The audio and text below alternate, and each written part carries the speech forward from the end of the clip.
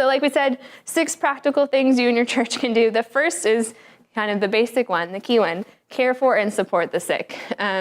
Now, as we mentioned, it can be the sick and their whole family, everyone's who's affected. I think, I've mentioned this before.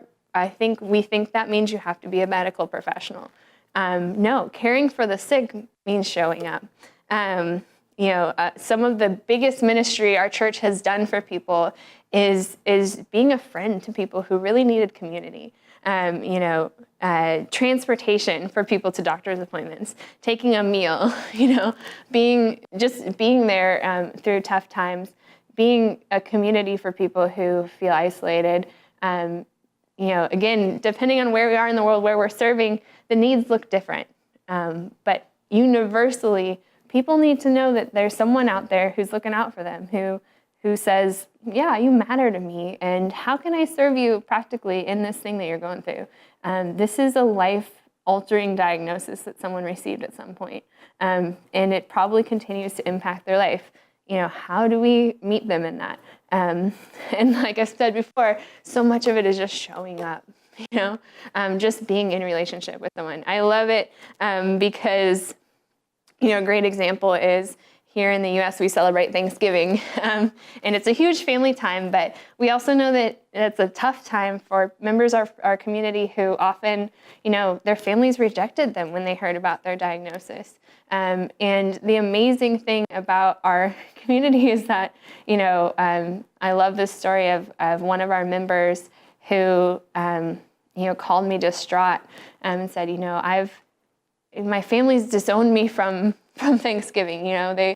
They just don't want to have anything to do with me, and I have nowhere to go. But because our members cared, and because they had already been investing in him, and because they just wanted to show the love of Jesus through hospitality, by the time that had happened, he already had 2 separate Thanksgiving invites to other opportunities to celebrate with families in his church family.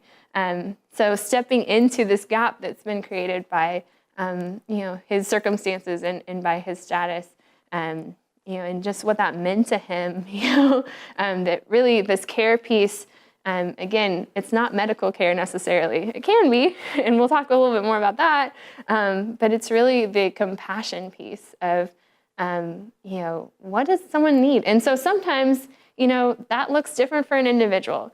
We're dealing in the U.S. with populations that, if people can get on medication, HIV is becoming more of a chronic condition. Well, if you're living with a chronic condition, your needs look different than someone who is really, struggling to hang on, For some people who are doing well with their chronic condition, they don't really want to think about how they're stigmatized, and they may not want to go to a support group every week. But for people just diagnosed, who are scared, that's going to be their lifeline.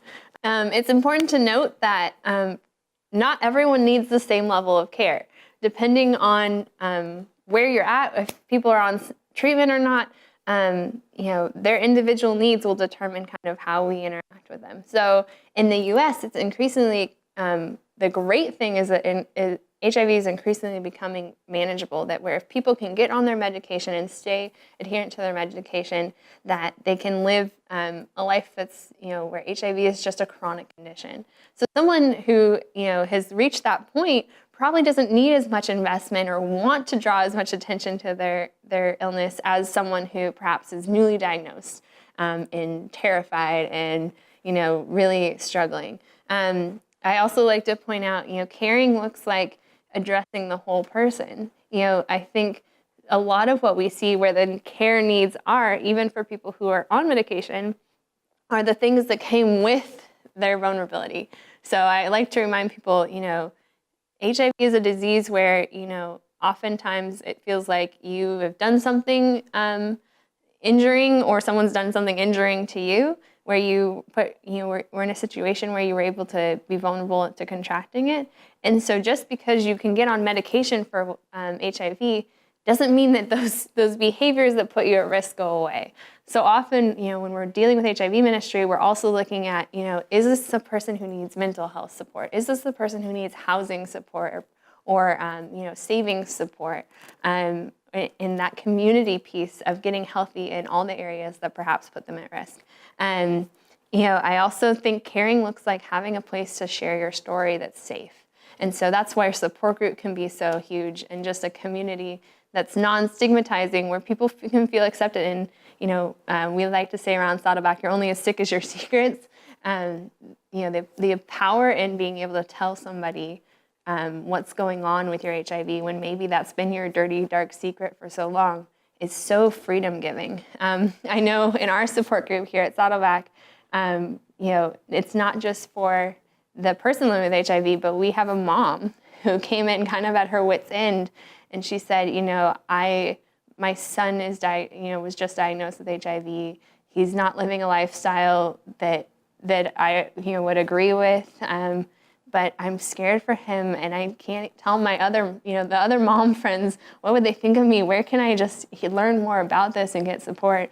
And this support group wrapped around her and provided her a place where really got her through that time period, and got her through watching her son, grapple with these things in a way that now she wants to be able to give back to other mothers, other women, impacted by HIV. And it's just cool to see God be able to take things that were injuries and in community turn them into places where people can serve out of. So a great example of that we're going to look at right now is a woman from our church, Kathy, and we're just going to hear about what did it mean when her church cared for her.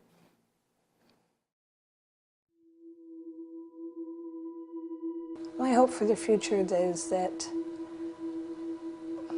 there will be a change worldwide in the way people treat people with HIV. I think people not knowing how it's spread and how it's not spread definitely creates stigma. And I believe that education is the power behind fighting the virus. When I first found out that I was positive, it was still considered a death sentence. So the fear and the stigma was greater than it is even today. I had to make up my own rules about who I would disclose to and who I wouldn't. At the church I was going to, they told me not to talk about it. And basically the pastor didn't know how to handle it. I mean, I don't blame him. Where I chose not to disclose was in the business community, and in any place that publicly would put me in front of people that could potentially be my clients. A lot of my friends in the business community know that I work in the HIV community, but they think it's a nice ministry. It's like I'm a do-gooder. They don't know it's because it's my life.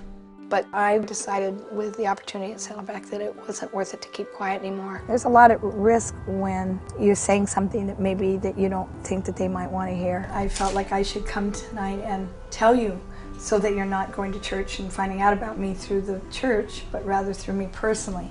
Sometimes you get no reaction at all, and that's almost worse than getting a reaction because you don't know what they're thinking. And people have judgments about it. There's still a lot of stigma about the disease. So I'm afraid to tell them because disclosure is really hard when you have something at stake. Maybe you've guessed, but the truth about me is that I live with HIV, and I have for 12 years. And amen is thank you. And I'll tell you what, that was a huge step because that's dealing with a bunch of people that are strangers really, because I'd only been there for 1 week, and wanting them to like me. There's always that balance between, well, will they like me? Will they accept me? Will they feel afraid? Because it's hard when people are afraid to be around you, Even though they gave me as much love and support and caring, and it was overwhelming, and it was so heartwarming and everything, I had regrets for about 3 days after. Why did I do that? Why do I put myself in these positions? What am I trying to prove, But it's time. It's just time. I'm not going to go to my grave regretting it. I'm going to use it somehow. And how I want to use it is I want to use it to bring people to Christ. And I mean that.